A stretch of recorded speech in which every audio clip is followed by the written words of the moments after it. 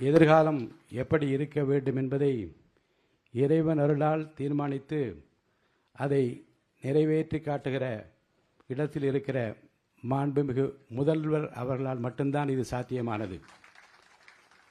பேரவையில் நடந்து கொள்ளும் முறை, நடவடிக்கைகளில் எப்படி பங்கு கொள்வது, எதை பேசுவது, எதை பேசக்கூடாது, என்ன பேசினால் அவையிலும் பாராட்டப் பெறுவீர்கள், வெளியிலும் பாராட்டப்படுவீர்கள் என்பதையும், எதை பேசினால் மக்கள் உங்களை எந்த கோணத்திலே பார்ப்பார்கள் என்பதையும் முறையான பயிற்சியின் மூலமாக காலை 10:30 மணிக்கு தொடங்கி மாலை 5:30 மணி வரை அந்த பயிற்சி உங்களுக்கெல்லாம் அளிக்கப்பட இருக்கிறது.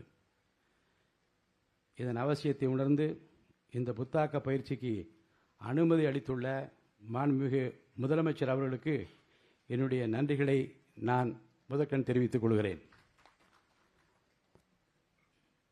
மாண்புமிகு உறுப்பினர்களே, ஒரு புது யுகம் பிறந்திருக்கிறது, ஒரு மாற்றம் பிறந்திருக்கிறது.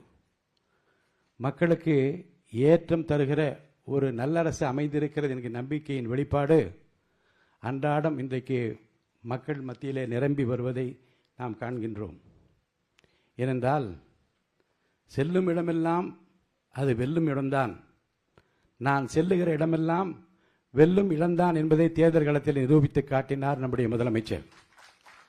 வெல்வார் வீழ்த்துவார் இல்லாத ஒரு மாபெரும் சக்தியாக இன்றைக்கு தமிழ்நாட்டில் அவர் வளர்ந்து கொண்டிருக்கிறார்கள்.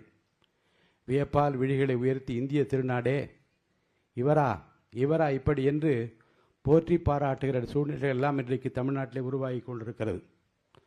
நான் திண்ணமாக சொல்லுவேன், இந்த மாடல் அரசு விஜய் மாடல் அரசு, இந்த மாடல் அரசு முதலமைச்சர் விஜய் மாடல் அரசு என்று நான் சொல்லுவேன். காரணம், தமிழ்நாட்டை எதிர்காலத்தில் அமைதி பூங்காவாக வைத்துக் கொள்ள வேண்டும் என்பதிலும் தமிழ்நாட்டு மக்கள் ஜாதி மத இன மொழிக்கு அப்பாற்பட்டு எல்லோரையும் அரவணைக்கிற கரங்கள் எங்கே என்று தேடினோமே, அந்த அன்பு கரங்கள், அரவணைக்கும் கரங்கள், கண்ணீரை துடைக்கும் கரங்கள் எங்களுடைய அருமை அண்ணா விஜயின் கரத்தில் இருக்கிறது என்று நாட்டு மக்கள் அத்தனை பேரும் குடும்பத்திலே ஒருவராக உங்களை பார்த்ததன் விளைவுதான் இந்த மாபெரும் வெற்றியின் அடையாளம் என்று நான் கருதுகின்றேன். எதிர்காலம் பத்திரமாக இருக்கிறது, உங்கள் கரத்திலே இருக்கிறது. மக்களுக்கு நம்பிக்கை பிறந்திருக்கிறது. ஏனென்றால் என்ன ஆகுமோ எப்படி நடக்குமோ என்று கதிகிடை கிடந்த அந்த மக்களுக்கு ஒரு புன்னகையாலே மாற்றத்தை ஏற்படுத்த முடியும் என்பதை நிரூபித்து காட்டியிருக்கிற மாபெரும் தலைவர் நீங்கள்.